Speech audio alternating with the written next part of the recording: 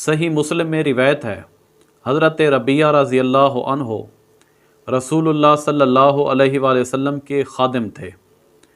وہ فرماتے ہیں میں رات کے وقت رسول اللہ صلی اللہ علیہ وآلہ وسلم کی خدمت میں حاضر رہا کرتا اور آپ صلی اللہ علیہ وآلہ وسلم کے وضو کے لیے پانی لایا کرتا۔ ایک دن نبی رحمت صلی اللہ علیہ وآلہ وسلم نے شفقت فرمائی، کرم فرمایا اور مجھ سے فرمایا، اے ربیہ مانگ کیا مانگتا ہے؟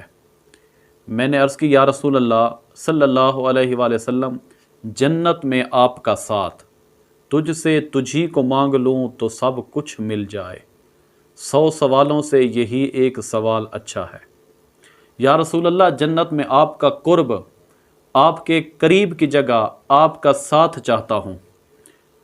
تو رسول اللہ صلی اللہ علیہ وآلہ وسلم نے ارشاد فرمایا اس کے علاوہ اور کیا چاہتا ہے؟ عرض کی یا رسول اللہ بس یہی کافی ہے۔ تو آقا علیہ الصلوۃ والسلام نے فرمایا تم سجدوں کی کثرت یعنی زیادہ نوافل پڑھ کے اپنے اس معاملہ میں میری مدد کرو۔ تو اس حدیث مبارکہ سے معلوم ہوا سجدوں کی کثرت اور نوافل کی کثرت مسلمان کے بلندی درجات کا ذریعہ ہے۔